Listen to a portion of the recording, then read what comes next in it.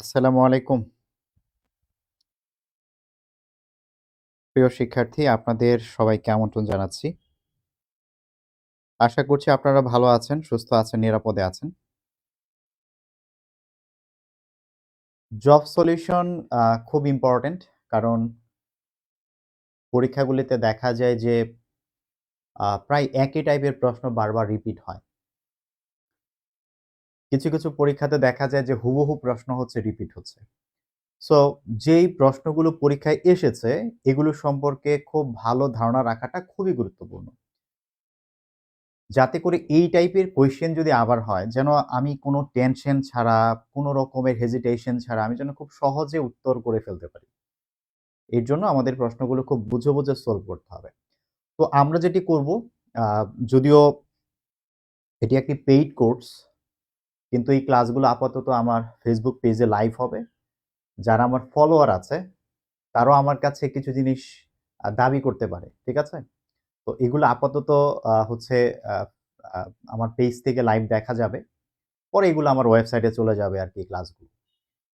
তো আমরা আ যেটি শুরু করব আজকে থেকে আমরা উম নিবন্ধনের কথা মাথায় রেখে সামনে যেহেতু নিবন্ধন পরীক্ষা আছে আমাদের, প্রাইমারি হয়ে গেল, সামনে নিবন্ধন আছে। তো নিবন্ধন পরীক্ষাকে টার্গেট করে আমরা নিবন্ধনের যে প্রশ্নগুলো বিগত বছরে আমরা দেখেছি, সেই প্রশ্নগুলো আমরা ভালো করে সলভ করব আগে। এইভাবে এই জব সলিউশন কোর্সটি পর্যায়ক্রমে এটা চলতে থাকবে। এবং যত গুরুত্বপূর্ণ পরীক্ষা হয়, এই প্রত্যেকটা গুরুত্বপূর্ণ পরীক্ষারই প্রশ্নগুলো সলভ করে আমরা এখানে একটার পর একটা ক্লাস আমরা এড করতে থাকবো এবং এটা একটা কন্টিনিউয়াস প্রসেস, এটা চলতে থাকবে ইনশাআল্লাহ। তো ওয়ালাইকুম আসসালাম। আপনারা অনেকে সালাম জানাচ্ছেন। আ আমার পেইড ব্যাচের অনেক স্টুডেন্টকে আমি দেখতে পাচ্ছি। আশা করছি আপনারা সবাই ভালো আছেন। জি, আলহামদুলিল্লাহ আমিও বেশ ভালো আছি। জি, ওয়ালাইকুম আসসালাম। তো আপনারা, আমি আশা করব যে শুনতে পাচ্ছেন, দেখতে পাচ্ছেন, কোনো অসুবিধা নাই। আমি আর কথা বাড়ালাম না, আমরা একটু সামনে আগাই।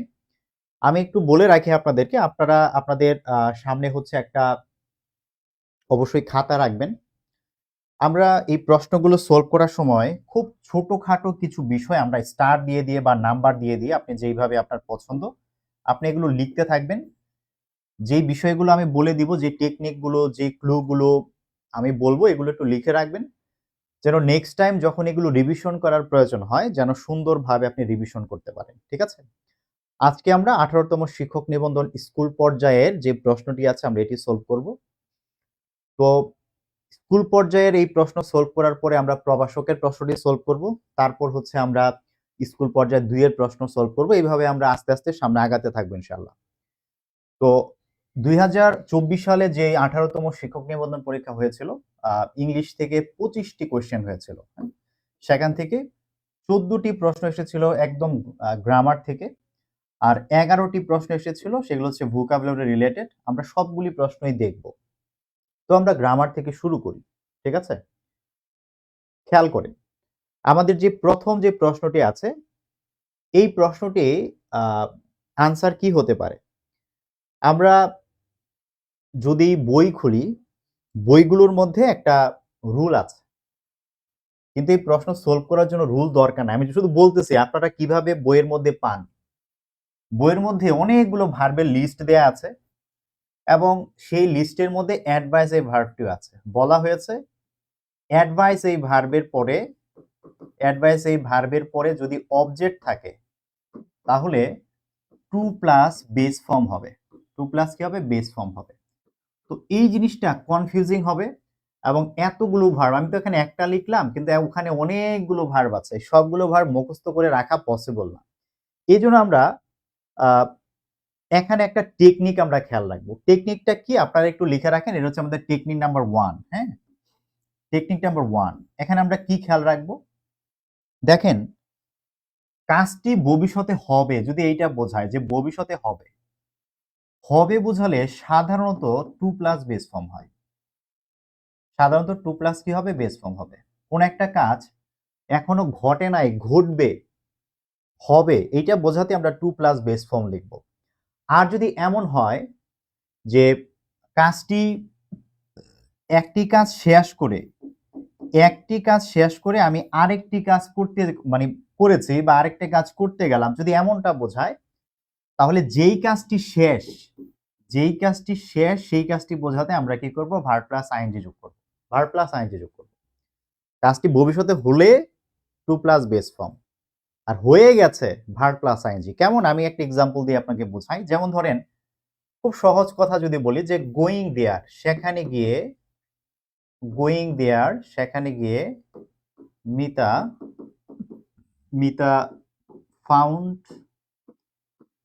Found her playing.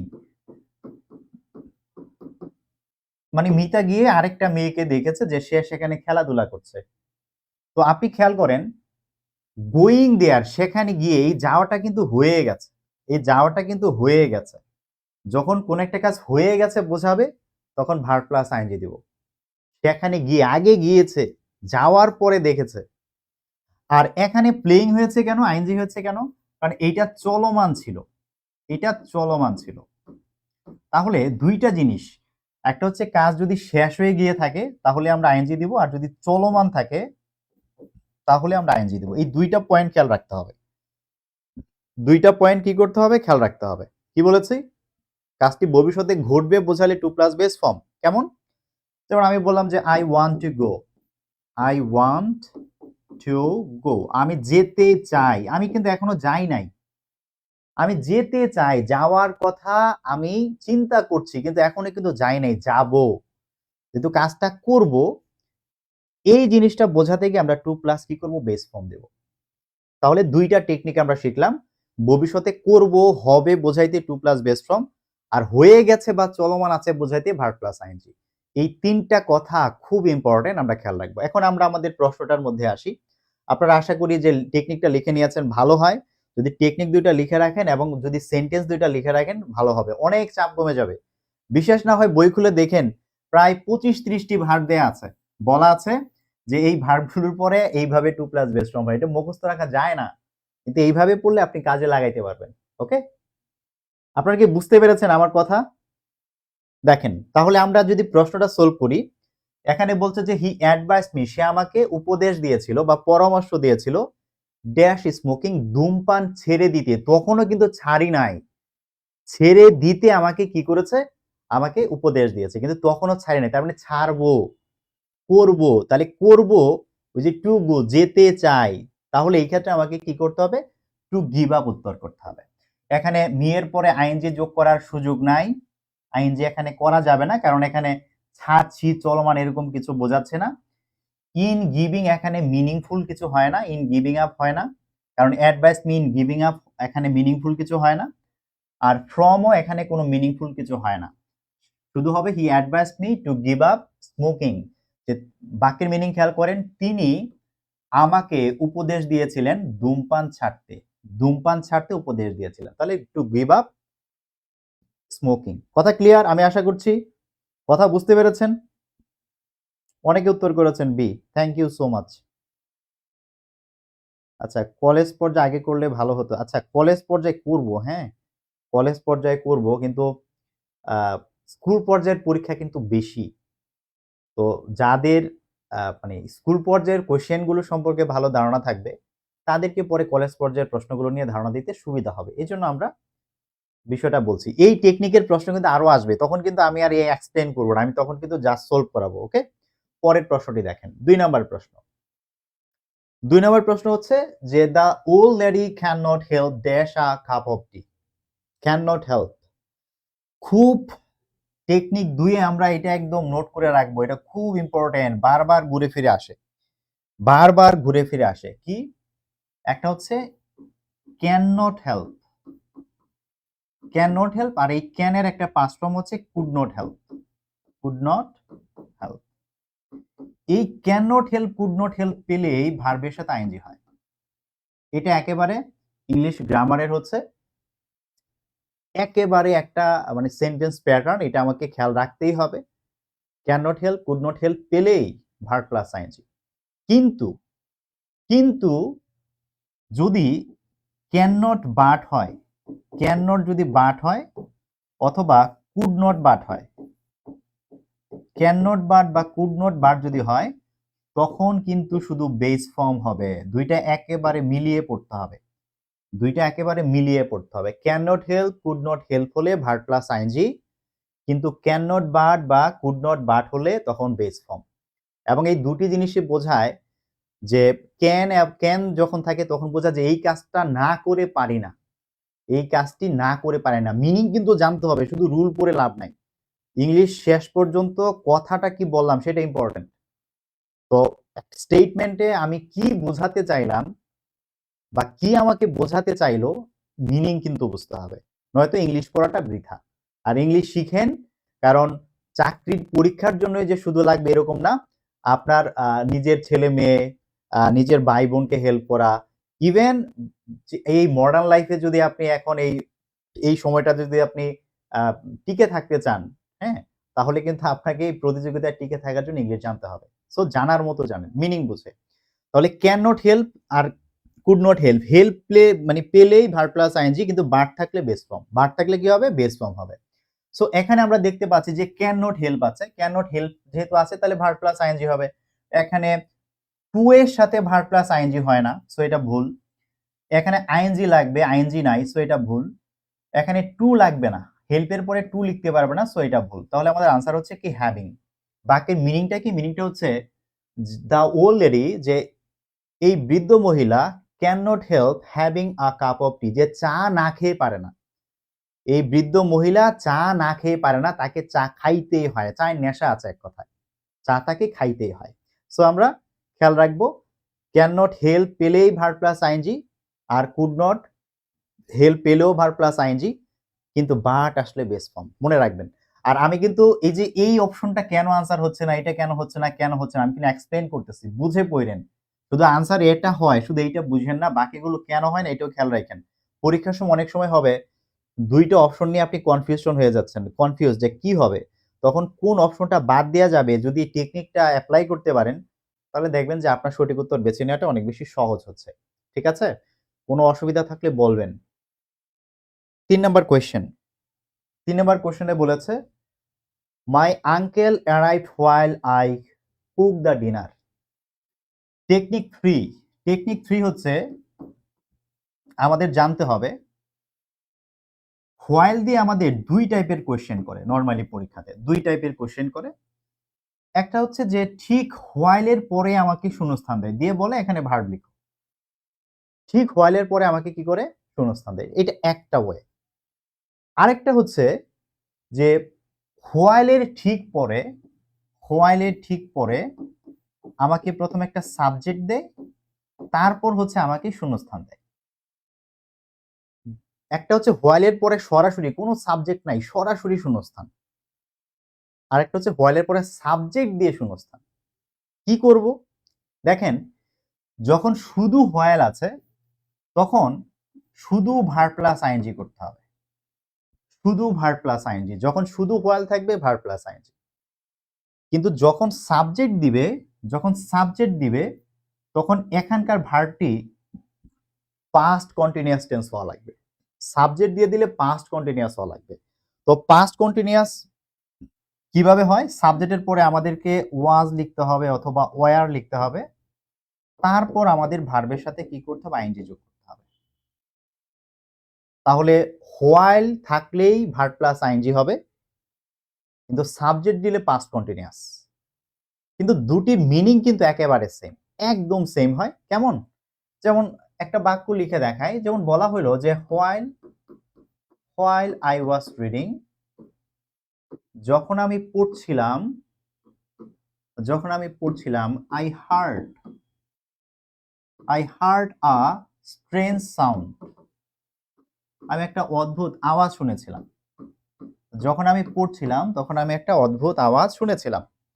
এই যে হোয়াইল আছে, এই জন্য দেখেন এতটুকু পাস্ট কন্টিনিউয়াস হয়েছে। যখন আমি পড়ছিলাম, আমার কাজটা চলমান ছিল, I hard a strange sound, আমি একটা অদ্ভুত আওয়াজ শুনেছিলাম। এই বাক্যটাকে বলা হয় একটা কমপ্লেক্স সেন্টেন্স। এখানে একটা কনজাংশন আছে, এখানে সাবজেক্ট ভার্ব, এখানে সাবজেক্ট ভার্ব, এটাকে বলা হয় একটা কমপ্লেক্স সেন্টেন্স।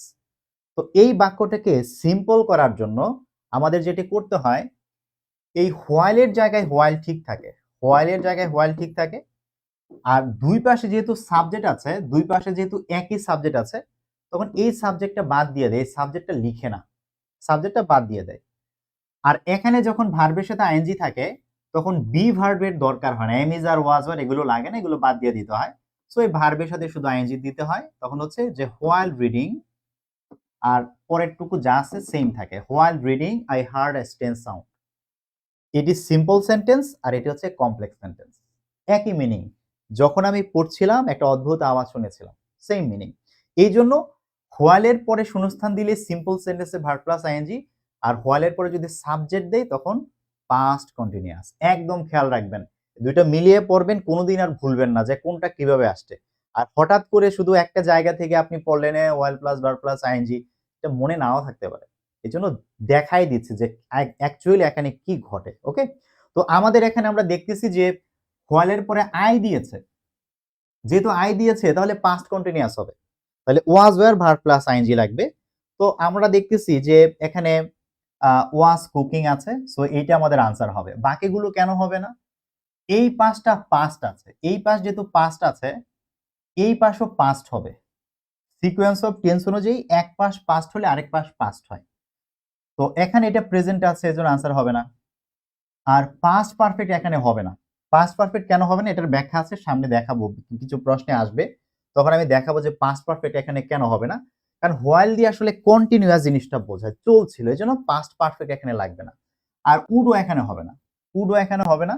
হোয়াইলের পরে উড কুক হয় না, চলছিল বোঝাইতে গিয়ে আমাকে পাস্ট কন্টিনিউয়াস লিখতে হবে। এই জন্য হচ্ছে মাই আঙ্কেল অ্যারাইভড, আমার চাচা পৌঁছেছিল, while I was cooking the dinner, যখন আমি রাতের খাবার রান্না করছিলাম, যখন আমি রাতের খাবার রান্না করছিলাম।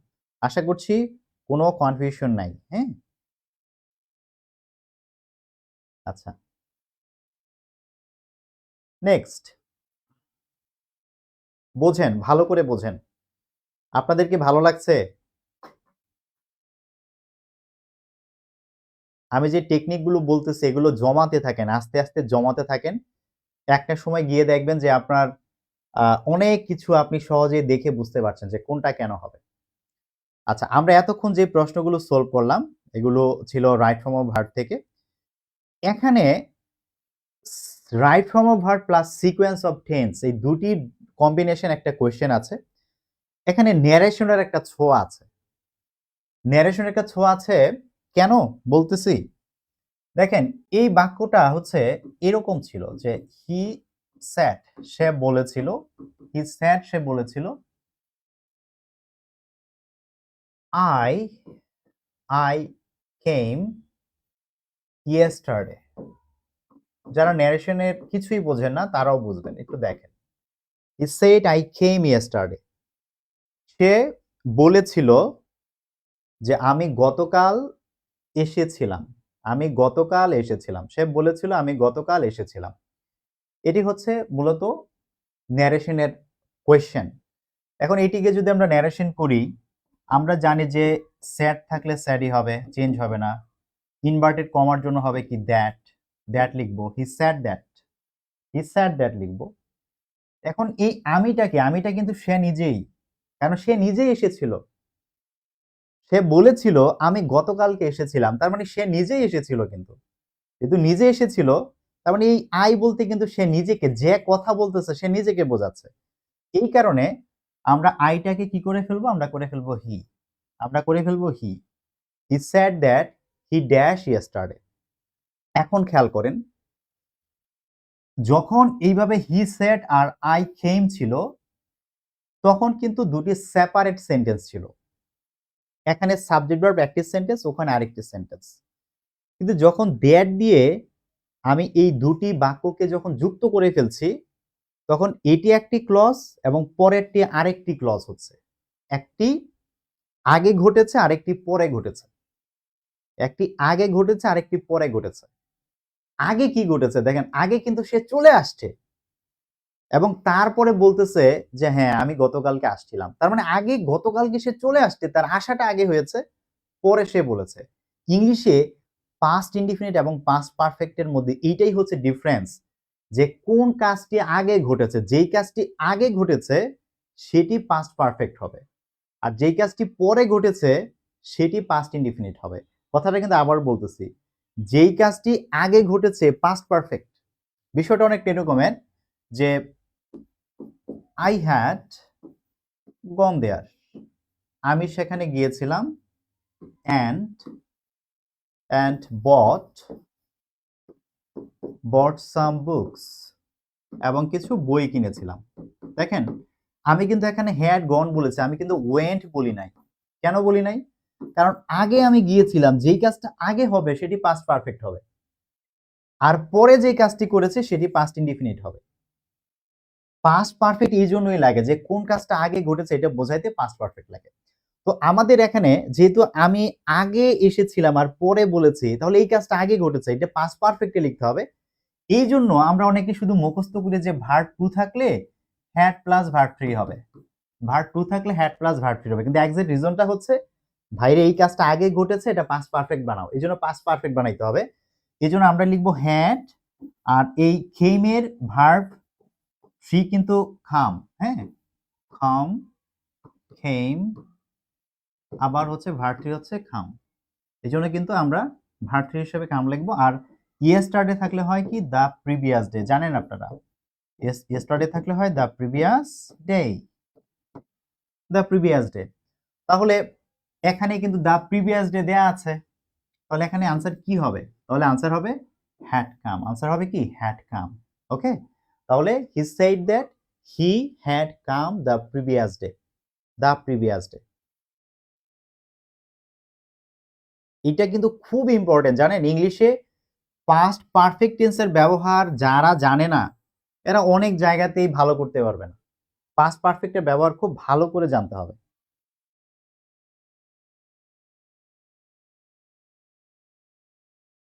আচ্ছা, ভালো লাগছে, thank you so much. Kamrul ভাই আপনি আছেন দেখে ভালো লাগলো। আচ্ছা, আরেকটু স্লো হলে ভালো হয়। আচ্ছা ঠিক আছে, যদি স্লো হয়, স্লো যদি লাগে আমি স্লো পড়াবো, কোনো অসুবিধা নেই ভাই। আচ্ছা ঠিক আছে, ওকে, আমি আশা করছি ক্লিয়ার হয়েছেন আপনারা, কোনো অসুবিধা নেই। নেক্সট, আচ্ছা এখানে একটা কথা বলে রাখি, বাকি অপশনগুলো কেন হলো না। প্রথম কথা হচ্ছে যে এই দা প্রিভিয়াস ডে থাকার কারণে আমি বুঝেছি যে যেহেতু প্রিভিয়াস ডে ছিল তার মানে আগের বাকি ইয়েস্টারডে ছিল, আর ইয়েস্টারডে থাকা মানে ভার্বটা পাস্ট হবে, ভার্বটা কি হবে পাস্ট হবে। সেই পাস্ট থেকে ন্যারেশন করার পরে আমাকে পাস্ট পারফেক্টে নিতে হবে। এই জন্য আমি চাইলেও পাস্ট ইনডিফিনিট আনসার করতে পারছি না। আর এই পাশে যেহেতু পাস্ট আছে, সিকোয়েন্স অফ টেন্স অনুযায়ী এই পাশেও পাস্ট হবে, এই জন্য প্রেজেন্ট পারফেক্ট আমি উত্তর করতে পারছি না, প্রেজেন্ট পারফেক্ট আমি উত্তর করতে পারবো না। সো পাস্ট ইনডিফিনিট কেন হবে না এটি বোঝাটাই হচ্ছে এখানে সবচেয়ে গুরুত্বপূর্ণ। ঠিক আছে, আশা করছি কোনো সমস্যা নাই। আচ্ছা, বিপুল ভাই বলতেছে যে নতুন কোনো ব্যাচ চালু আছে। ভাই আমি অনেক নতুন ব্যাচ শুরু করি না। নভেম্বরে আমি আমার বেসিক টু অ্যাডভান্স যে ইংলিশ গ্রামার কোর্স আছে 100 ক্লাস হবে, এই কোর্সটা শুরু করেছি। এখন পর্যন্ত আমাদের 32টি ক্লাস হয়েছে। হ্যাঁ, আমরা আমাদের 37টি টপিকের মধ্যে আমরা 8টা টপিক শেষ করেছি। কালকে থেকে আমাদের পার্ট অফ স্পিচের ক্লাস শুরু হবে, কালকে থেকে। আপনি চাইলে ভর্তি হইতে পারেন, এই 32টা ক্লাসের রেকর্ড পাবেন। আর হচ্ছে বাকি যেই টপিকগুলো আছে, 8টা টপিক ছাড়া বাকি যে টপিকগুলো আছে সেগুলো লাইভ ক্লাসে আপনি সুযোগ পাবেন। এছাড়া সামনে নতুন ব্যাচে আবার ফুল অ্যাক্সেস পাবেন। ঠিক আছে? আচ্ছা আমি পড়ায় আসি। হ্যাঁ, কোর্স নিয়ে আবার বেশি কথা বলে অনেকে বলবে ভাইয়া আপনি কোর্স নিয়ে এত কথা বলেন। আবার হচ্ছে কোর্স নিয়ে না বললে অনেকে আসলে বুঝতে পারে না। হ্যাঁ? আচ্ছা, এই প্রশ্নটা আমি আপনাদেরকে খুব ভালো করে শেখাতে চাই। এই প্রশ্নটা খুব ভালো করে শেখাতে চাই, কারণ এই টাইপের প্রশ্ন আসলেই আমাদের স্টুডেন্টরা ভুল করে। হুম? এখানে ভয়েস জানার পরেও আরো অনেক কিছু জানতে হয়। অনেকে মনে করে কি যে আ টেন্সের ভয়েস শিখলাম তো আমার ভয়েস শেখা শেষ। না, শেষ হয় না। এই ধরনের ভয়েসকে আমি যখন ক্লাসে পড়াই তখন বলি যে এগুলো হচ্ছে কমপ্লেক্স সেন্টেন্সের ভয়েস। কমপ্লেক্স সেন্টেন্সের ভয়েস আপনাকে শিখতে হবে খুব ভালো করে। আপনি কমপ্লেক্স সেন্টেন্সের ভয়েস আপনি কেমনে শিখবেন আমি একটু বুঝাই দেই। এটা হচ্ছে কোশ্চেন নং 5। আমি একটু লিখে দেই, হ্যাঁ? এই প্রশ্নটা একটু বেশি গুরুত্বপূর্ণ তো, একটু লিখে বোঝাই। আপনারা একটু দেখেন, এই প্রশ্নটা যদি আমরা সলভ করতে চাই, এখানে কি আছে দেখেন। বলছে what is lotted can not be blotted. এটার বাক্যের মিনিংটা হয় যে কপালের লিখন না যায় খণ্ডন। কপালে যা আছে, ভাগ্যে যা আছে, আমি চেঞ্জ করতে পারবো না, ঘটবেই, হবেই। আমার পক্ষে সেখানে কোনো রকমের কোনো পরিবর্তন আনার মানে সুযোগ নাই। একমাত্র দোয়া দিয়ে যদি কিছু এদিক সেদিক করানো যায়, এছাড়া কোনো সুযোগ নাই। এখন এই ধরনের বাক্য যখন আসে তখন খুবই কনফিউজিং। তো এই ধরনের বাক্যের ভয়েস চেঞ্জ করতে গেলে আপনাকে একটা জিনিস আগে জানতে হবে। কি জানতে হবে একটু দেখেন। ধরেন একটা বাক্য বলল যে আই নো, আমি জানি, হোয়াট হি ওয়ান্টস, আমি জানি সে কি চায়। আমি জানি সে কি চায়। I know what he wants. দেখেন, আমাকে যখন বলবে যে বাক্যটার প্যাসিভ করো, আমি দেখতেছি যে হোয়াট আছে, নরমালি হচ্ছে এই কমপ্লেক্স সেন্টেন্সের ভয়েস আছে হোয়াট বা দ্যাট দিয়ে দেয়, দুইটার যে কোনো একটা দিয়ে দেয়। হ্যাঁ, হোয়াট বা দ্যাট এই দুইটা দিয়ে বেশি আসে আর কি। একই সিস্টেম, একই সিস্টেম। কি করতে হবে? আমার এখানে সাবজেক্ট আছে, ভার্ব আছে, এখানে সাবজেক্ট ভার্ব আছে, কিন্তু প্যাসিভ করতে একটা অবজেক্ট লাগে। আমি যদি প্যাসিভ করতে যাই তাহলে ভাই আমার একটা অবজেক্ট লাগবে, অবজেক্ট লাগবে। এখন অবজেক্ট তো নাই। তো এই ক্ষেত্রে যেটা করব আমরা, আমরা এখানে একটা অবজেক্ট মনে মনে ধরে নেব। যেমন ইট হচ্ছে আমাদের একটা object. I know it what he wants. আমি এটা জানি সে কি চায়। আমি এটা জানি সে কি চায়। দেখেন বাক্যটা হচ্ছে, একটু চেঞ্জ করে নেই। এই ইটটা আমরা নিজে থেকে ধরে নিলাম। এখানে আমরা ইটটা নিজে থেকে ধরে নিলাম। ইট, এটা নিজে থেকে ধরে নিলাম। এখন আমি প্যাসিভ করি। আমি যদি এখন এই বাক্যটার প্যাসিভ করি, দেখেন বাক্যটার প্যাসিভ হবে, আগে এতটুকুর প্যাসিভ করি। এতটুকুর প্যাসিভ করলে হচ্ছে ইট, আর যেহেতু এখানে ভার্ব ওয়ান আছে, ভার্ব ওয়ান থাকলে এম ইজ আর লাগে, তো ইট এর সাথে ইজ বসে। It is known, it is known, known by me লেখা যায় না। নোন এর পরে টু লিখতে হয় মিনিং এর কারণে। ইট ইজ নোন টু মি, এটা আমার কাছে জানা, আমার কাছে এটা জানা, আমি এটা জানি। ইট ইজ নোন টু মি, আমার কাছে এটা জানা, আমার কাছে এটা পরিচিত। এই সেন্সে বাই লেখা যায় না, টু লিখতে হয়। তাহলে it is known to me what he wants. পরের টুকু আমরা ঠিকই রাখলাম, হোয়াট হি ওয়ান্টস, সে কি চায়। ইট is known to me what he want. চাইলে পরের অংশটা তো প্যাসিভ করা যাবে, বাট এটা ম্যান্ডেটরি না।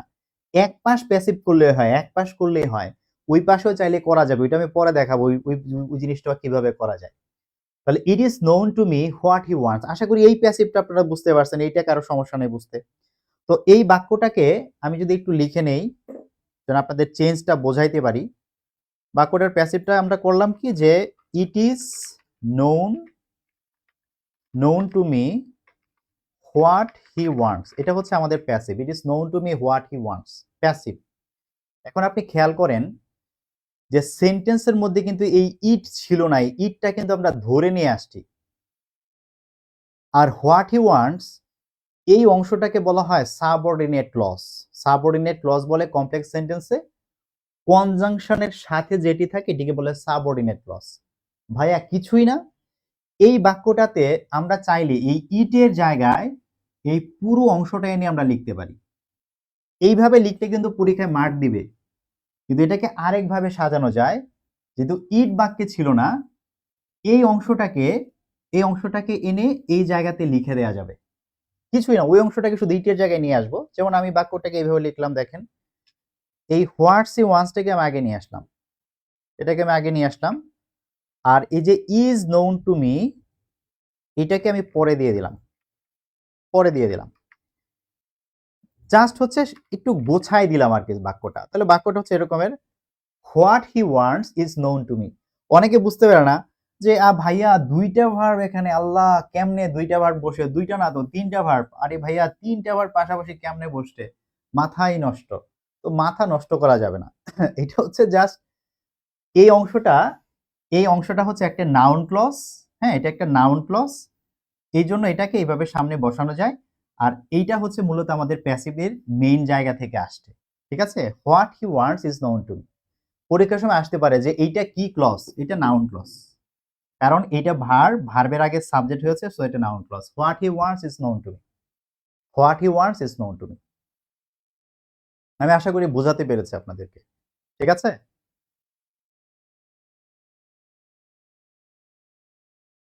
আচ্ছা, এখন আসেন আরেকটা জিনিস এখানে একটু চেঞ্জ করে দেখাই। সেটা হচ্ছে যে হোয়াট হি ওয়ান্টস এই অংশটাকেও কিন্তু প্যাসিভ করা যায়।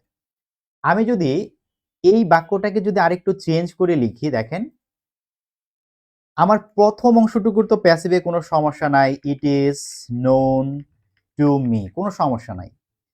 আর হোয়াট হি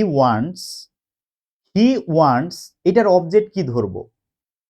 কোনো বাক্যে যদি হোয়াট থাকে, হোয়াটটাকে অবজেক্ট ধরা যায়। মানে বাক্যটা হচ্ছে এরকমের, হি ওয়ান্টস হোয়াট, সে কি চায়। হোয়াট থাকলে এটা একটা টেকনিক, হোয়াট থাকলে হোয়াটটাকে অবজেক্ট ধরা যায়। হি ওয়ান্টস হোয়াট, সে কি চায়। তখন এইটার যদি আমরা প্যাসিভ করে দেখেন, প্যাসিভ হচ্ছে হোয়াটটার সামনে আসবে what is wanted by him. What is wanted by him, what is wanted by him. ওই অংশটারও প্যাসিভ করলাম, what is wanted by him. তাহলে আমাদের প্যাসিভটা কি হলো? আমি একটু নিচে লিখি, আমি এটা এখানে লিখি যে what is wanted by him লিখলাম। এখন ঠিক আগের মতো এই হোয়াট থেকে অংশটাকে আমি কি করব? আমি আগে নিয়ে যাব, এই অংশটাকে আমি আগে নিয়ে যাব। আর এই যে ইজ থেকে বাকি যে অংশটা আছে, অংশটাকে আমি কি করব? পরে লিখে দেব। পরীক্ষার সময় দুই ভাবে আসতে পারে, পরীক্ষায় দুই ভাবে আসতে পারে। দুই পাশেও প্যাসিভ করতে পারে, আবার এক পাশেও প্যাসিভ করতে পারে। কিন্তু আমরা যেন কনফিউজ না হই, প্রশ্ন যেইভাবে আসুক আমাকে উত্তর এইভাবে লিখে দিতে হবে। এইটা যদি বুঝে থাকেন তাহলে what is lotted can not be blotted এখন সুন্দর করে বোঝানো যাবে। ঠিক আছে? ইট দিলে ভুল হবে না, কোনো ভুল হবে না। ঠিক আছে? কিন্তু অপশন তো আপনি লিখবেন না, অপশন তো আপনাকে লিখে দিবে। এখন আপনাকে জানতে হবে এইভাবে হয়, এইভাবে হয়, এইভাবেও হয়। কোন ভাবে দিবে ঠিক নাই, কোন ভাবে দিবে ঠিক নাই। এখন আমাদের প্রশ্নটাতে দেখি। এখন দেখেন কিভাবে আমরা সলভ করি। এখন এই বাক্যটা প্যাসিভে দিয়ে দিয়েছে। তার মানে কি? দেখেন হোয়াট ইজ লটেড, এটা হচ্ছে ওই যে হোয়াট আমরা যে সামনে নিয়ে আসছি। আর ক্যান নট বি ব্লটেড এটা হচ্ছে আমাদের ওই যে আগের অংশটা। তো বাক্যটা এরকম হওয়া উচিত, ইট can not be blotted, what is lotted, what is lotted. বাক্যটা এরকম হওয়ার কথা, কিন্তু ওই যে ইটটাকে তুলে দিয়ে হোয়াট থেকে অংশটা সামনে আনা যায়, তারা কি করেছে? সেটাই করেছে, হোয়াট ইজ লটেডটাকে সামনে লিখে দিয়েছে। এই জন্য অনেকে বোঝে না, এই জন্য এখানে বোঝে না। আর it can not be blotted এই জায়গাতে একটা বাই আস হিডেন অবস্থায় আছে, বাই আস। কারণ আমাদের কথা বলা হচ্ছে, আমাদের ভাগ্যে যা আছে, আমাদের কপালে যা আছে আমরা এটা খণ্ডাইতে পারবো না, আমাদের কথা বলা হইতেছে। এই জন্য এখানে বাই আস আমাদেরকে ধরে নিতে হবে, বাই আস। এখন যদি আমি বাক্যটাকে অ্যাক্টিভ করে দেখেন, বাই আসকে সামনে আমাদের উই লিখতে হবে, কারণ উই থেকে তো বাই আস লিখে, এই জন্য উই লিখতে হবে। We can not, we can not, হ্যাঁ, we can not blot, we can not blot what we lot বলা যায়, কিন্তু মাস্ট দিলে জিনিসটা সুন্দর হয়। উই মাস্ট লট মানে উই মাস্ট লট মানে হচ্ছে আমাদের কপালে যা আছে, উই ক্যান নট ব্লট এটাকে আমরা এড়াই যেতে পারি না, এটাকে আমরা খণ্ডন করতে পারি না, এটাকে মুছে দিতে পারি না, পারবো না। এটাই হচ্ছে বাক্যটার অ্যাক্টিভ। We can not blot what we must lot. ভাগ্যে যা আছে সেটা আমাকে কি করতে হবে? মেনে নিতেই হবে, মেনে নিতেই হবে। তাহলে অ্যাক্টিভ আমরা এইটাকে আনসার হিসেবে নিব। সো এখানে মাস্ট বি ব্লট, এটা আসলে বি এর পরে এরকম ভাবে বেস ফর্ম বসে না, বি এর পরে ভার্ব 3 বসতে পারে, বেস ফর্ম বসে না। আবার এটার বাক্যের কোনো স্ট্রাকচারও ঠিক নাই, সো এটা ভুল বাক্য। We can not blot what we must lot এইটা আমাদের অপশনের সাথে মিলে যাচ্ছে, সো এটাই হচ্ছে আমাদের answer. We can not blot what we must লট।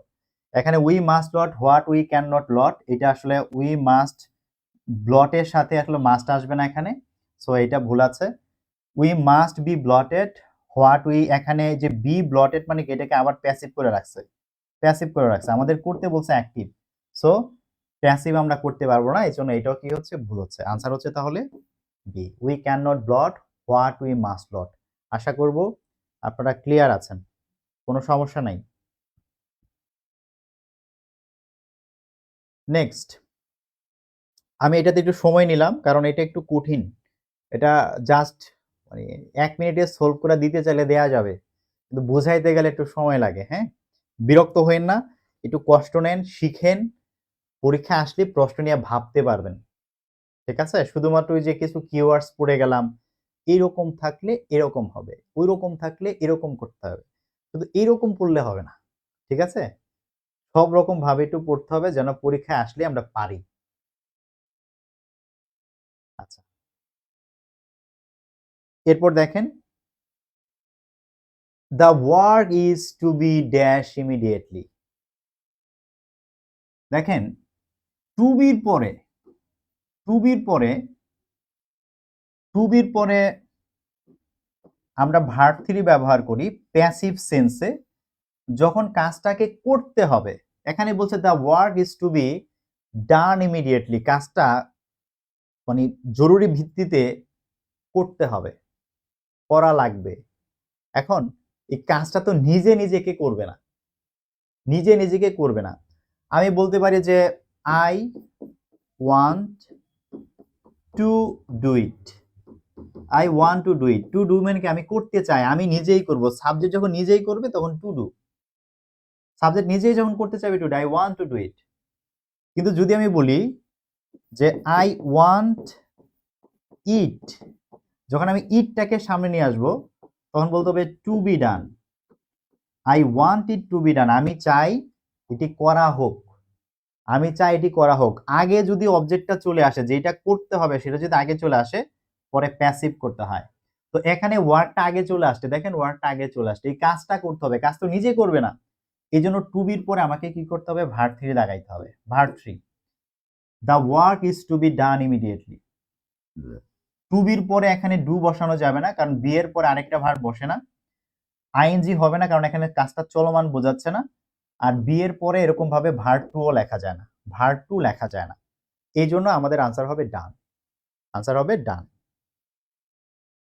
অনেকেই পারছেন আপনারা, অনেকে মনে হয় পড়াশোনা করতে করতে করতে করতে ভালো পর্যায়ে চলে আসছে, তবুও মেসেজ করবে ভাইয়া পারি না, ভাইয়া হয় না, ভাইয়া কি করব। আসলে হতাশায় চিন্তা বেড়ে যায়। হ্যাঁ, আচ্ছা, নাম্বার 7। হ্যাঁ, 7 নাম্বারে কি বলতেছে, 7 নাম্বারে হচ্ছে আমাদের ডিগ্রি অফ কম্পারিজন থেকে প্রশ্নটা আসছে। আচ্ছা, আমি একটু পিডিএফ এ যাই, পিডিএফ এ প্রশ্নগুলো এটা একটু দেখেন। ডিগ্রি অফ কম্পারিজন, ডিগ্রি থেকে নিবন্ধনে সবসময় প্রশ্ন হয়। তো এখানে material is one of the আছে, ওয়ান অফ দা থাকলে, ওয়ান অফ দা থাকলে মজাটা হচ্ছে যে পজিটিভ করার সময় ভেরি ফিউ লাগে, ভেরি ফিউ লাগে, আর কম্পারেটিভ করতে চাইলে দেন মোস্ট আদার লাগে, দেন মোস্ট আদার, দেন মোস্ট আদার লাগে।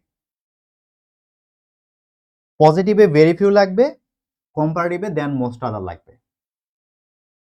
তো এই সেন্টেন্সটাকে আমরা দেখতেছি যে metro rail is a very great achievement of Bangladesh, এইটা বাক্যের সাথে মিলে না। এটাকে পজিটিভে করা হয়েছে, কারণ গ্রেট যেহেতু আছে পজিটিভে করেছে, কিন্তু ভেরি ফিউ দেন মোস্ট আদার নাই, সো এটা ভুল, এটাকে আমি আনসার হিসেবে নিতে পারবো না।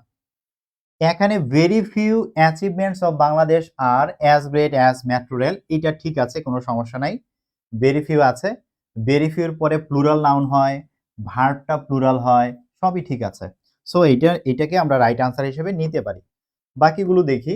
সি নাম্বারে কি সমস্যা, সি নাম্বারে দিয়েছে দেন এনি আদার, কম্পারেটিভে তো দেন এনি আদার হবে না, দেন মোস্ট আদার হবে, সো দেন এনি আদার লেখার সুযোগ নাই, ভুল হয়েছে। ঠিক আছে, পরেরটাতে আছে নো আদার।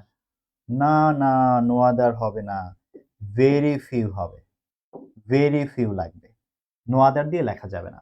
এই জন্য এটাকে আমরা রাইট আনসার হিসেবে নিতে পারছি না। আমাদের রাইট আনসার হচ্ছে কি, the very few achievements of Bangladesh are as great as metro rail.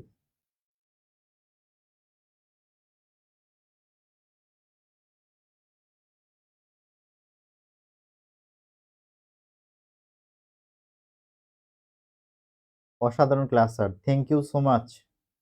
আপনাদের ভালোবাসা পেলে উৎসাহ বেড়ে যায়। ঠিক আছে, ওকে, নেক্সট কোয়েশ্চেন। পরের প্রশ্নটা আমরা ডিটারমিনার এবং পার্ট অফ স্পিচ থেকে দেখতে পাচ্ছি। বলেছে অ্যাপ্রুভ এই শব্দটা নাউন কোনটা হবে? দ্য নাউন ফ্রম, এটা ফ্রম হবে না, এটা FORM হবে, typing mistake. The noun form of approve, অ্যাপ্রুভের নাউন ফর্ম কি হবে? তো অ্যাপ্রুভ এটা একটা ভার্ব, অ্যাপ্রুভের নাউন ফর্ম হচ্ছে অ্যাপ্রুভাল। অ্যাপ্রুভনেস এগুলো কোনো ওয়ার্ডই নাই, ঠিক আছে? অ্যাপ্রুভ এরকমের কোনো ওয়ার্ডই নাই। সো অ্যাপ্রুভাল, আপনারা এটা মনে রাখবেন, দুইটা শব্দ বেশি ইম্পর্টেন্ট, একটা হচ্ছে প্রপোজ, প্রপোজ থেকে প্রপোজাল, হ্যাঁ, অ্যাপ্রুভ থেকে হয় অ্যাপ্রুভাল, অ্যাপ্রুভাল। আরেকটা হচ্ছে অ্যারাইভ, অ্যারাইভ থেকে হয় অ্যারাইভাল, অ্যারাইভ থেকে অ্যারাইভাল। এগুলো একটু খেয়াল রাখবেন, প্রপোজাল, অ্যাপ্রুভাল, অ্যারাইভাল, এগুলো একটু খেয়াল রাখতে হবে, ঠিক আছে? এগুলো পরীক্ষার জন্য খুব ইম্পর্টেন্ট।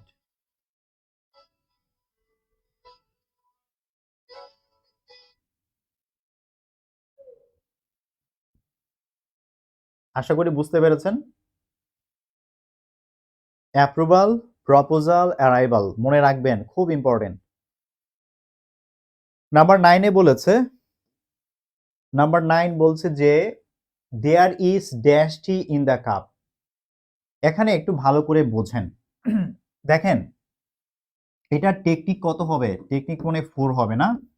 টেকনিক আমি নাম্বার ভুল বলতে পারি, কিন্তু আপনারা লিখতে ভুল করবেন না। দেখেন মেনি এবং ফিউ এই দুইটার পরে মানে প্লুরাল নাউন বসে, প্লুরাল নাউন, যে নাউনটা কাউন্ট করা যায়, যেটা গণনা করা যায়, সেরকমের প্লুরাল নাউন বসবে মেনি এবং ফিউ এর পরে। ফিউ, এ ফিউ হোক, শুধু ফিউ হোক, যাই হোক, ফিউ হলেই প্লুরাল নাউন লাগবে। আরেকটা হচ্ছে মাছ, মাছ, আরেকটা হচ্ছে লিটল। মাছ এবং লিটল পেলেই হচ্ছে আনকাউন্টেবল নাউন হবে, এমন নাউন যেটাকে গণনা করা যায় না, আনকাউন্টেবল নাউন হবে। মাছ লিটল পেলেই হচ্ছে আনকাউন্টেবল নাউন, আপনি এটা গুনতে পারবেন না, এমন নাউন আপনাকে লিখতে হবে, ঠিক আছে? আর ভেরি হচ্ছে এমন একটা শব্দ, ভেরি হচ্ছে একটা অ্যাডভার্ব, ভেরির পরে সাধারণত অ্যাডজেক্টিভ বসে, অ্যাডজেক্টিভ বসে হচ্ছে ভেরির পরে, ভেরির পরে নাউন বসে না, সরাসরি একটা অ্যাডজেক্টিভ বসে। আর এনির কাহিনী হলো যে এনি শব্দটার সাধারণত কোশ্চেনে বসে অথবা নেগেটিভ সেন্টেন্সে বসে। কোশ্চেনে অথবা নেগেটিভ সেন্টেন্সে এনি কথাটা আমরা নরমালি ব্যবহার করি। তো আমাদের এই বাক্যটাতে দেখতে পাচ্ছি আমরা টি আছে, টি চা, এটা কিন্তু আনকাউন্টেবল, এটা আপনি গুনতে পারবেন না। 1 কাপ চা কাপ গণনা করা যায়, 2 কাপ চা কাপ গণনা করা যায়, কিন্তু টি চা শুধুমাত্র গণনা করা যায় না, কাপ কাপ গোনা যাবে, মগ মগ গোনা যাবে, কিন্তু চা বললে শুধুমাত্র গণনা করা যায় না। সো এটা আনকাউন্টেবল নাউন। যেহেতু এটা সিঙ্গুলার, এটার আগে মেনি লেখার সুযোগ নাই, মেনির পরে প্লুরাল নাউন লাগে। ভেরি লিখতে পারবো না, কারণ নাউনটার আগে আমার লাগবে অ্যাডজেক্টিভ, অ্যাডভার্ব লেখা যাবে না, অ্যাডভার্ব লেখার সুযোগ নাই, সো ভেরি লিখবো না। এনি লিখবো না, কারণ এনি এখানে বাক্যটা নেগেটিভও না, কোয়েশ্চেনও না, মিনিংও আসে না। কারণ দেয়ার ইজ এনি টি বলা যায় না, যে এখানে যে কোনো চা আছে, এরকম ভাবে আসলে বলা যায় না। তাহলে কি হবে? ভেরি লিটল, এই লিটল তো আনকাউন্টেবল নাউনের আগে বসে। There is very little tea in the cup, মানে কাপে চা নাই বললে চলে, খুবই সামান্য চা আছে, নাই বললে চলে, অলমোস্ট নো, নাই বললেই চলে। তাহলে আমাদের রাইট আনসার হচ্ছে ভেরি লিটল। লিটলটা টি এর আগে, আনকাউন্টেবল নাউনের আগে লিটল বসে বলে এটা হচ্ছে আমাদের আনসার। এটা ডিটারমিনার থেকে প্রশ্নটা আসছে, ঠিক আছে?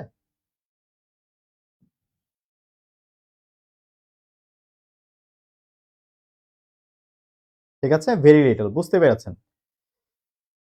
পরের প্রশ্নটা, এইটা আমি মনে করি যে যারা নিবন্ধন প্রাইমারি বা 10 থেকে 11 থেকে 20তম গ্রেডের চাকরির পরীক্ষা দেব, এদের জন্য এটা একটা ভাইটাল বিষয়। মানে এটা মনে রাখতেই হবে, মিস করার কোনো সুযোগ নাই, মিস করলেই ধরা খেতে হবে মাঝে মধ্যে। দেখেন, এলওয়াই থাকলেই আমরা অনেকে আছি দাগাই, অ্যাডভার্ব, কোনো কথা নাই ভাইয়া, অ্যাডভার্ব অ্যাডভার্ব, এলওয়াই পেলেই হচ্ছে অ্যাডভার্ব। কথা সত্য, কিন্তু পুরোপুরি সত্য না। এলওয়াই থাকলেই অ্যাডভার্ব হবে বিষয়টা এরকম না। এখানে একটা বিষয় আমাকে মেইনটেইন করতে হবে, সেটা হচ্ছে আপনি যদি কখনো কোনো অ্যাডজেক্টিভের সাথে যদি আপনি এলওয়াই যোগ করেন, তাহলে সেটা অ্যাডভার্ব হবে। অ্যাডজেক্টিভের সাথে এলওয়াই দিলে অ্যাডভার্ব হয়, কিন্তু যদি কোনো নাউনের সাথে আমরা এলওয়াই যোগ করি, তখন সেটা অ্যাডজেক্টিভের কাজ করে। অ্যাডজেক্টিভের সাথে দিলে অ্যাডভার্ব হয়, কিন্তু নাউনের সাথে দিলে সেটা অ্যাডজেক্টিভ হয়। এই বিষয়টা খেয়াল রাখতে হবে, খেয়াল না রাখলেই ভুল করব, না রাখলেই ভুল করব। যেমন আমাকে যদি বলা হয় যে নাইসলি, এটি কি অ্যাডভার্ব হবে, অ্যাডজেক্টিভ হবে, নাকি নাউন হবে? আমাকে যদি প্রশ্ন করে, আমি প্রথমে এলওয়াইটা বাদ দিব, এলওয়াই বাদ দিলে হচ্ছে নাইস, আমি দেখতেছি নাইস হচ্ছে একটা অ্যাডজেক্টিভ, অ্যাডজেক্টিভের সাথে এলওয়াই দিয়েছি বলে এটা কি হয়েছে, অ্যাডভার্ব হয়েছে, এটা হচ্ছে অ্যাডভার্ব। আবার আমাকে লিখেছে মাদার, মাদারলি, বলছে এটা কোন পার্ট অফ স্পিচ হবে? দেখেন, এলওয়াই বাদ দিলে হচ্ছে মাদার একটা নাউন, নাউনের সাথে এলওয়াই দিয়েছে মানে কি, মায়ের মতো, মাদারলি অ্যাফেকশন, মাতৃস্নেহ, মায়ের মতো আদর, এটা একটা অ্যাডজেক্টিভ। নাউনের সাথে যেহেতু হয়েছে অ্যাডজেক্টিভ, এখন অ্যাডভার্ব দাগাইলেই হবে না। সো এলওয়াই দেখলেই ঝাঁপাই পড়বেন না, এলওয়াই দেখলে আগে থামবেন, ওই এলওয়াই বাদ দিয়ে আগেরটুকু কি অ্যাডজেক্টিভ নাকি নাউন দেখে নেবেন। নাউন হলে অ্যাডজেক্টিভ দাগাইতে হবে, আর আগেরটুকু অ্যাডজেক্টিভ হলে অ্যাডভার্ব দাগাইতে হবে, ঠিক আছে? এটা বুঝে আমাদেরকে দাগাইতে হবে। তো এইভাবেই ফাদার হচ্ছে একটা নাউন, ফাদারের সাথে এলওয়াই হয়েছে, নাউনের সাথে এলওয়াই হওয়ার কারণে এটা এখন অ্যাডজেক্টিভ, এটাকে ভার্ব বলা যাবে না, অ্যাডভার্ব বলা যাবে না, নাউনও বলা যাবে না। ওকে, অ্যাডজেক্টিভ। ফাদারলি মানে কি, বাবার মতো, বাবার মতো। যেমন আপনি হয়তো বা এখনো বাবা মা হন নাই, কিন্তু রাস্তাঘাটে দেখলেন যে একটা বাচ্চা খুবই কষ্ট করছে শীতে, নিশ্চয়ই আপনার মনে সে বাচ্চার প্রতি একটা মায়া জন্ম নেবে। প্রত্যেকটা ছেলের ভিতরে একজন বাবা ঘুমিয়ে আছে, প্রত্যেকটা মায়ের মানে মেয়ের মধ্যেই কিন্তু একজন মা ঘুমিয়ে আছে।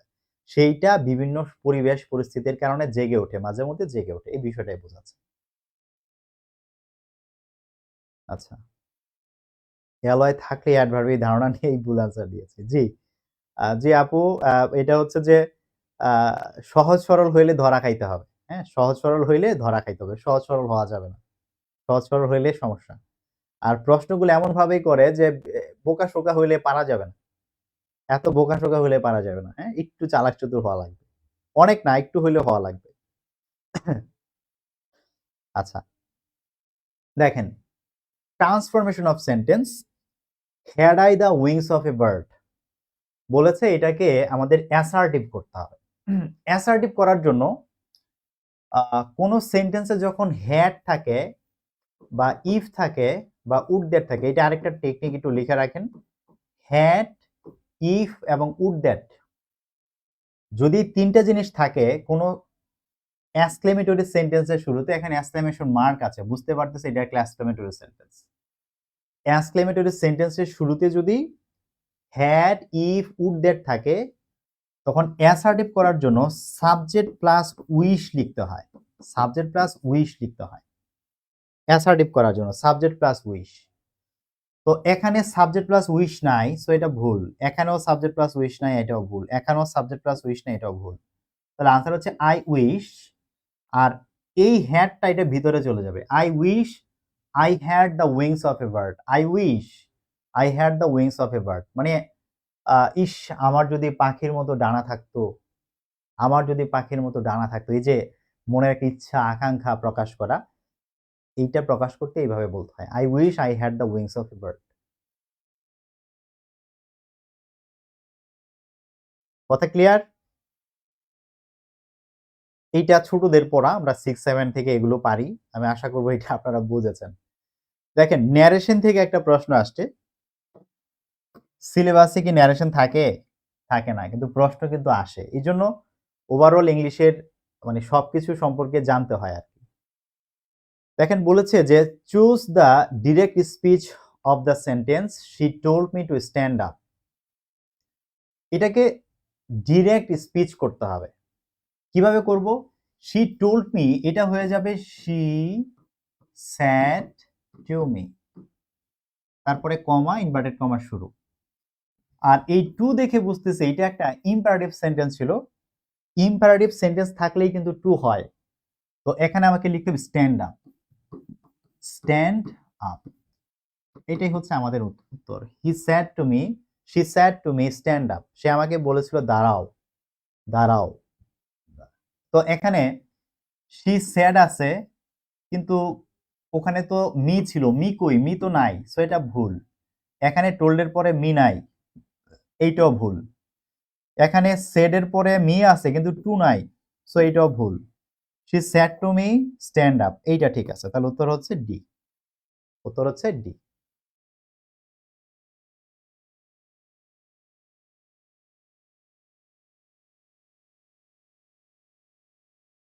ঠিক আছে। 13 ন্যারেশন। হ্যাঁ, ন্যারেশন গেল, এবার হচ্ছে ট্রান্সফরমেশন। ট্রান্সফরমেশনে গেল, তারপরে আমরা চলে আসলাম ট্রান্সলেশনে। হ্যাঁ, ট্রান্সলেশন দেখেন, ট্রান্সলেশনে একটা দুইটা প্রশ্ন আসে।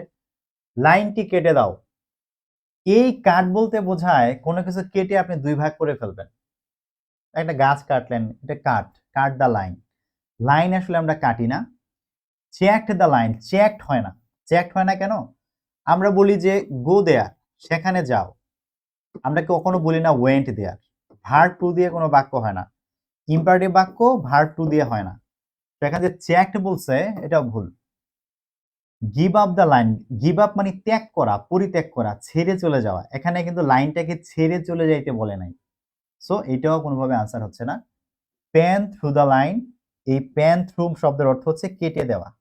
এই যে একটা যে বাক্যকে আমি কেটে দিলাম, প্যান থ্রু দ্য লাইন, এটা জানতে হবে প্রবাদ বাক্যের মতো মুখস্থ। হ্যাঁ, প্যান থ্রু দ্য লাইন, যে জানে না সেটা আনসার করতে পারবে না, কনফিউজড হবে। So pan through the line.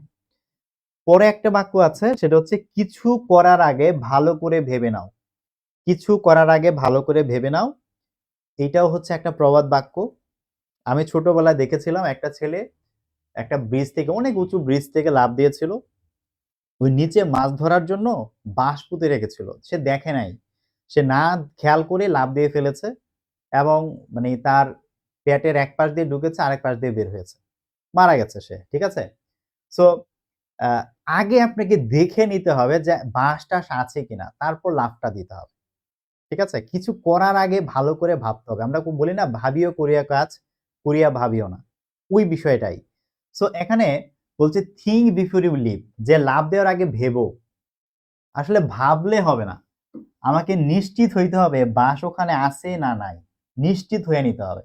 বাঁশ না থাকলে লাভ দিব, আর যদি থাকে তাহলে বিরত থাকবো। ঠিক আছে। তো ভাবলে হবে না, ভাবলে হবে না, দেখতে হবে। Look before you do, do হবে না। লুক বিফোর ইউ ডু, যে মানে করার আগে দেখো, করার আগে দেখো না, লাভ দেওয়ার আগে দেখো, লাভ দেওয়ার আগে দেখো।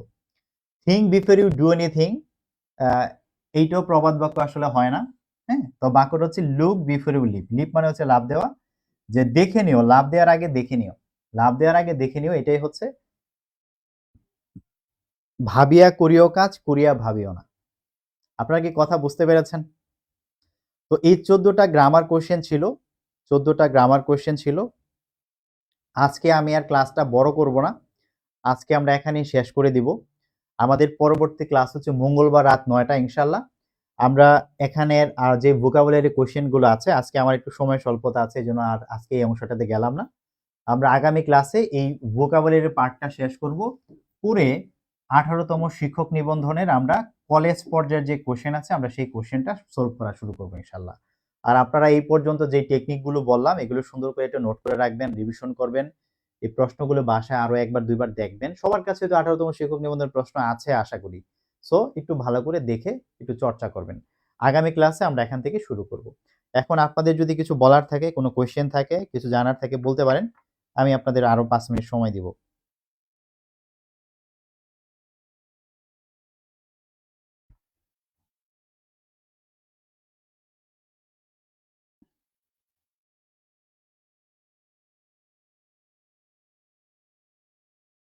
আপনারা অনেকেই সাথে ছিলেন দীর্ঘ সময়। থ্যাংক ইউ সো মাচ হ্যাঁ? আপনারা থাকাতে ক্লাসটা ভালো লাগলো।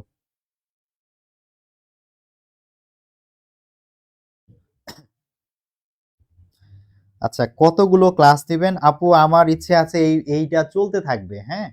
কারণ ধরেন নিবন্ধনের জন্য সবগুলো প্রশ্ন শেষ করলাম। নিবন্ধন পরীক্ষা হইল। এর মধ্যে আরো কত পরীক্ষা আসবে না? এই যে বিসিএস এর প্রশ্ন চলে আসবে। তারপর অন্যান্য বিভিন্ন চাকরির পরীক্ষা আছে। মানে তারপর হচ্ছে আ পিএসসি থেকে বিভিন্ন নন ক্যাডারের পরীক্ষা নেবে। আমি পর্যায়ক্রমে যখনই কোনো পরীক্ষা হবে, আমি এগুলো ভবিষ্যতে এড করতে থাকবো। সো এটা যে শেষ হয়ে যাবে বিষয়টা এরকম না। এটা কন্টিনিউয়াসলি চলতে থাকবে ইনশাআল্লাহ। আর আপনাদের যতদিন যার দরকার আছে ততদিন আমার সাথে থাকবেন। আপনাদেরকে আমি সাপোর্ট দিয়ে যাব। এতে আমার মানে সাপোর্ট কি আসলে এটা তো আমার দরকার। কারণ আমি যেমন যেটা পড়াচ্ছি, এখন আমার তো এটা মানুষজনকে জানানো প্রয়োজন আছে যে আমি পড়াচ্ছি। আমি এই কাজটা করতেছি। তো আমার নিজে থেকেও তো আসলে এটা করা উচিত। তাই না? সো আপনাদের উপকার হবে যেরকম একইভাবে আমার উপকার হবে। আর আমার আরো বেশি উপকার হবে যদি আপনারা একটু শেয়ার করেন, বন্ধু-বান্ধবদের জানান। আমার ক্লাস করে দেখলো কেমন লাগে, ভালো লাগে কিনা। ঠিক আছে? যদিও এখানে কিন্তু আমি অনেক ডিটেইল যাইতে পারি না। আমার পেইড ব্যাচে কিন্তু আমি আরো স্লোলি আরো আস্তে, আস্তে মানে সবকিছু গুছিয়ে দেই। হ্যাঁ? এবং ওখানে পিডিএফ দিয়ে দেই, প্র্যাকটিস শিট দেই, একই রকমের এমসিকিউ শিট আরো অনেকগুলো দেই। আমার কোর্সে আমি প্রায় ৬,৫০০ এমসিকিউ প্র্যাকটিস করাই স্টুডেন্টদেরকে দিয়ে। সো ওখানে আরো ডিপলি সবকিছু হয় আরকি। হ্যাঁ? যাই হোক, আমি আশা করব আপনাদের সাপোর্ট পাবো। আপনারা পাশে থাকলে আমার জন্য ভালো হবে। আশা করি আমি আপনাদের পাশে থাকলে আপনাদেরও ভালো হবে। ঠিক আছে? জি, Hafsa Hasan thank you so much. Ujjwal Paik ভাই, উচ্চারণ ঠিক বললাম কিনা জানি না। ভুল হলে মাফ করবেন। আ খুব ভালো লেগেছে আপনি জানাচ্ছেন। আপনাকে অসংখ্য ধন্যবাদ। মামুন ভাই থাকবেন, ক্লাসে থাকবেন, হ্যাঁ? আচ্ছা বিসিএস এর ফাউন্ডেশন কোর্স কি আছে? জি, বিসিএস এর ফাউন্ডেশন কোর্স আছে। আ আপনারা যারা হচ্ছে আ মানে সময় আছে যাদের হাতে, আমি বলব যাদের হাতে সময় আছে এবং যারা সত্যিকার অর্থে ইংলিশটা খুব ভালো করে শিখতে চান। এক্কেবারে ভালো করে যে আমি এট লিস্ট ইংলিশে কোনোভাবে আমি ভুল করব না, আমি খারাপ করব না। আমি খুব ভালো একটা মার্ক আমি এখান থেকে নিবই নিব। তারা হচ্ছে আমার এই লাইফ টাইম যে কোর্সটা আছে, হ্যাঁ? আমার লাইফ টাইম কোর্স আছে একটা। ওইটাতে ভর্তি হলে আপনি যতদিন শিখতে না পারেন, ঠিক ততদিন আপনি কিন্তু আমার সাপোর্ট পাবেন। হ্যাঁ? ততদিন সাপোর্ট পাবেন। আমাদের এই কোর্সে ক্লাস সংখ্যা একটু বেশি, প্রায় ১০০ ক্লাস হয়। হ্যাঁ? এটা আমি যদি আপনাদেরকে একটু দেখাই, এটা হচ্ছে আমার কোর্স প্ল্যানটা। হ্যাঁ? এটা বিসিএস, ব্যাংক প্লাস যেকোনো সরকারি চাকরির পরীক্ষার জন্য এখানে আমাদের একেবারে আ মানে বাচ্চাদের মতো করে কনজুগেশন অফ ভার্ব থেকে শুরু করি, tense, a conversion, right form of verb, conditional positive verb, voice change, degree এগুলো পার্ট অফ স্পিচ এর সবকিছু। এরকম করে মানে ৩৭ টা টপিক হচ্ছে আমি এখানে মানে কমপ্লিট করাই দিই। এই কোর্সের ফি হচ্ছে ৳১,০০০ ভাই। যাদের সময় আছে, সত্যিকার অর্থে ইংলিশ শিখতে চান তারা আপনারা এই কোর্সটা করতে পারেন। এটাতে মানে সবসময় ভর্তি চলে, সারা বছরই ভর্তি নেই। কারণ এই ব্যাচটা শেষ হয়ে গেলে এটা আমাদের এখন 5th ব্যাচ চলছে, ৫ম ব্যাচ। এটা শেষ হয়ে গেলে আমরা আবার 6th ব্যাচ শুরু করব। যারা 5th ব্যাচে ভর্তি হবেন সবাই আবার 6th ব্যাচে অ্যাক্সেস পাবেন, ফুল অ্যাক্সেস পাবেন। পরেরটাতে ৭ম ব্যাচেও পাবেন ইনশাআল্লাহ যদি বেঁচে থাকি। আপনার যতদিন আপনার শেখা না হবে আমি পাশে আছি। আপনাকে শিখিয়ে ছাড়বো ইনশাআল্লাহ। ওকে? আচ্ছা। জি, ক্লাস রেকর্ড থাকবে। ক্লাস ডিলিট করব না। ক্লাস রেকর্ড থাকবে, হ্যাঁ? জি। জি, জি, আনলিমিটেড চলতে থাকবে মাসুদ ভাই। আচ্ছা। জি, রিপা আপু আশা করি আগামী ক্লাসও দেখা হবে। ফোরকান ভাই, এটা সার্কুলার দিলে দেখে বলতে পারবো, হ্যাঁ? মনে নাই, এখন মনে নাই। লাস্ট সার্কুলারে কোন সুযোগ ছিল কিনা মনে নাই। যে শেখ আরিফ ভাই একদম, একদম বেসিক থেকে, হ্যাঁ? আমি কিন্তু বলেই দেই যে প্রতিটি টপিক একদম বেসিক থেকে পড়েন। একদম মনে হয় আমি ধরে নেই আপনি কিছু পারেন না, আমি শিখাবো আপনাকে, হ্যাঁ? এইভাবে পড়েন। জি। রহিম ভাই thank you so much. Class record থাকবে, হ্যাঁ? জি। আচ্ছা, নিবন্ধনের কোর্স সম্পর্কে জানতে চাই ভাই। নিবন্ধনের একটা কোর্স আমরা শুরু করব। নিবন্ধনের স্কুল, স্কুল এবং কলেজ পর্যায়ের জন্য যে ইংলিশের যেই সিলেবাসটা আছে, এই সিলেবাসটার জন্য আমরা একটা কোর্স শুরু করব। ৩৫০ টাকা হবে এই কোর্সটার ফি। শুধু নিবন্ধনের যে ইংলিশের সিলেবাস আছে এগুলো সুন্দর করে কভার করে দিব। এটা আমরা ভর্তি নেওয়া শুরু করব ২০ তারিখের পর থেকে। এখন না, আমরা ২০ তারিখের পর থেকে এটাতে ভর্তি নেওয়া শুরু করব। ঠিক আছে? আচ্ছা। কামরুল ভাই thank you so much. Thank you so much. Khaled Akhtar আপু অসাধারণ ক্লাস। Thank you. জি, শরীফ ভাই আপনি লিটারেচার ক্লাস করেছেন না? আচ্ছা। থ্যাংক ইউ শাওন ভাই। তারপরে হচ্ছে এটা কে? এটা হচ্ছে মিফতাহুল জান্নাত আপু, থ্যাংক ইউ। শাওন শাহ। আচ্ছা, কোর্স ফি কত স্যার? আপু কোর্স ফি হচ্ছে যদি আমার শুধু গ্রামার কোর্সটা আপনারা করেন তাহলে ১,০০০ টাকা। যদি লিটারেচারটা সাথে নিতে চান তাহলে লিটারেচারের জন্য ৫০০ টাকা এড হবে। ঠিক আছে? লিটারেচার কোর্স ফি এমনিতে ৭০০ টাকা, বাট ২ টা একসাথে নিলে আপনি ১৫০০ টাকায় ভর্তি হতে পারবেন। ঠিক আছে? এই হলো বিষয়।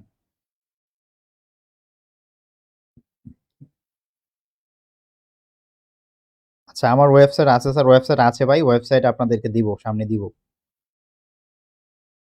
আচ্ছা, প্রাইমারি পরীক্ষায় সব ইংরেজির প্রশ্ন পারছি। এটা কি শাহনাজ মুনির আপু? Thank you.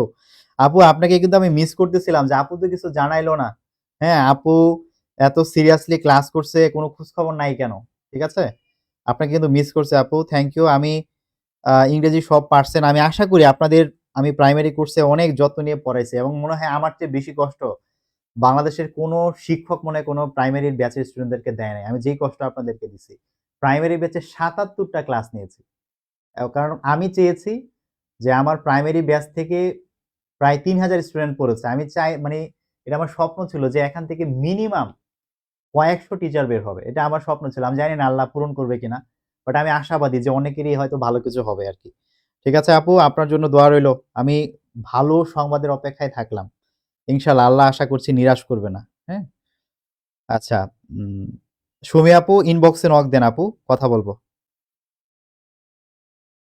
আচ্ছা, সুবর্ণা আহমেদ আপু ইংলিশের ভীতি দূর হচ্ছে তো ম্যাথ নিয়ে সমস্যা কি? ম্যাথের অনেক ভালো, ভালো টিচার আছে। আপনি ইনবক্সে নক দিয়েন ইনশাআল্লাহ। আচ্ছা, খালেদা আক্তার আপু কোর্স ফির কথা কিন্তু বলেছি। ঠিক আছে? আচ্ছা, মাকসুদা শিবা আপু অনেক ভালো পড়ান। 5th ব্যাচে আছি টোটালি স্যাটিসফাইড। থ্যাংক ইউ আপু, থ্যাংক ইউ। আ আমাকেও স্যাটিসফাইড করেন ভালো কিছু করে, হ্যাঁ? অপেক্ষায় থাকবো। আচ্ছা, কথা বলাটা এইটা ডিপেন্ড করে আপনার প্র্যাকটিসের উপরে, বাট আপনি সব বুঝবেন ইনশাআল্লাহ। ঠিক আছে? প্রিপারেশন ও হয়ে যাবে, আপনি বুঝবেন ইংলিশ সবকিছু। জি। তো ঠিক আছে আমি শেষ করব। এটা কি পেইড ব্যাচের ক্লাস? জি ভাই, এগুলো পেইড ব্যাচের ক্লাস, বাট আপাতত আমি এটা সবার জন্য উন্মুক্ত করে দিয়েছি। আচ্ছা, ক্লাস টাইম কখন স্যার? ক্লাস টাইম এই যে রাত ৯ টায় হবে আপাতত। রবি, মঙ্গল, বৃহস্পতি, শুক্রবার রাত ৯ টা। ৪ দিন, হ্যাঁ? আমার ক্লাস করলে মাস্টার বই আপনি নিজে সলভ করতে পারবেন। এবং আপনি মাস্টার বই কখন, কখন কোনটা কিভাবে সলভ করবেন আমি সব ক্লাসে ডিরেকশন দিয়ে দিব। সমস্যা নাই। যারা মাস্টার বই ফলো করতে চান, আমার কোর্সের সাথে মিলিয়ে মাস্টার বই একদম সন্তুষ্টির সাথে আপনি সলভ করতে পারবেন। কোন ডাউট নাই। জি। ঠিক আছে। জি, আমি সব ক্লাস নিব সিয়াম ভাই। সব ক্লাস আমি নিব নিবন্ধন ব্যাচে।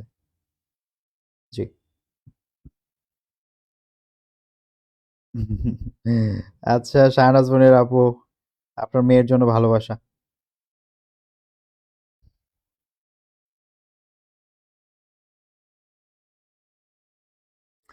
আচ্ছা, মাহফুজা খাতুন, সুমা আপু, আমাকে একটু আপনি ইনবক্সে নক দিয়েন, হ্যাঁ? আপু, কথা বলব না আপনার সাথে। ঠিক আছে, তাহলে আমি মোটামুটি আপনাদের সবগুলো কমেন্টের উত্তর দিয়ে দিলাম। আশা করছি আপনারা ভালো থাকবেন। আ আগামী ক্লাসে আপনাদের সাথে কথা হচ্ছে। তবে আজকের পড়াটা কিন্তু রিভিশন করে ক্লাসে আইসেন, ভালো হবে। বিদায় নিচ্ছি আজকের মতো। Thank you so much. আসসালামু আলাইকুম।